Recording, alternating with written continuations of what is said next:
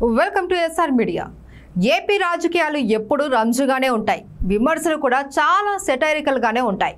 TDP హయాంలో నారా లోకేష్ జీడిపప్పుల కోసం కోట్లు ఖర్చు పెట్టాడు అని వైసీపీ ఆరోపించింది. అంతేకాదు లోకేష్ ను పప్పు పప్పు అంటూ కూడా విపరీతంగా ట్రోల్స్ చేసిన సంగతి తెలిసిందే. ఇప్పుడు ఏపీలో కూటమి అధికారంలోకి రావడంతో వైసీపీ హయాంలోని పలు అవినీతి అక్రమాలపై ఫోకస్ పెట్టిన సంగతి తెలిసిందే. వైసీపీ హయాంలో ఏం దొరుకుతుందా, జగన్ ఏ విషయంలో దొరుకుతారా అని భూతద్దం పెట్టి మరీ చూస్తున్నారు. ఇలాంటి తరుణంలో జగన్ ఎగ్ పఫ్ల ఖర్చు బయటకు వచ్చింది.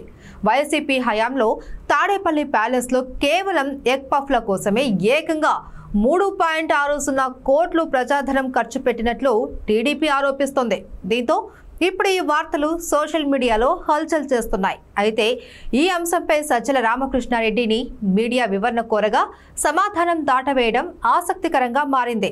వైసీపీ హయాంలో ప్రజాధనం దుర్వినియోగం అయిందని టీడీపీ ప్రభుత్వం పదే పదే ఆరోపిస్తున్న సంగతి తెలిసిందే.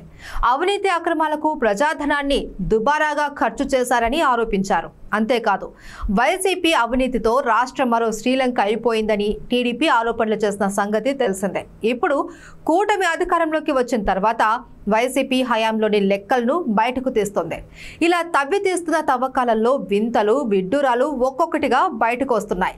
వైసీపీ హయాంలో గుడివాడలో టిట్కో గృహాల సభ జరిగిందని, ఆ సభకు హాజరైన ప్రజానికానికి నిమ్మకాయ నీళ్లు సరఫరా పేరుతో 28 లక్షల రూపాయలు ఖర్చు చేశారంటూ టీడీపీ ఆరోపణలు చేసింది.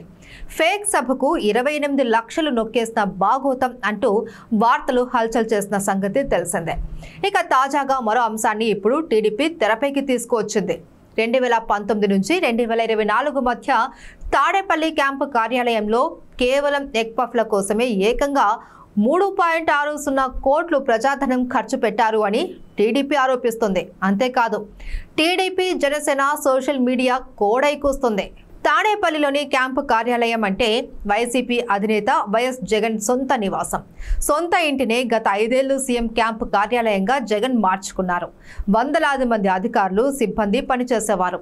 వారికి స్నాక్స్ ఖర్చు భారీగానే ఉంటుంది. అందులో ఎగ్ పఫ్ల కోసమే ఏకంగా 3.60 కోట్లు ఖర్చయిందని లెక్కలు రాయడం ఇప్పుడు సంచలనంగా మారింది. అంటే ఏడాదికి 72 లక్షలు తగలేసింది.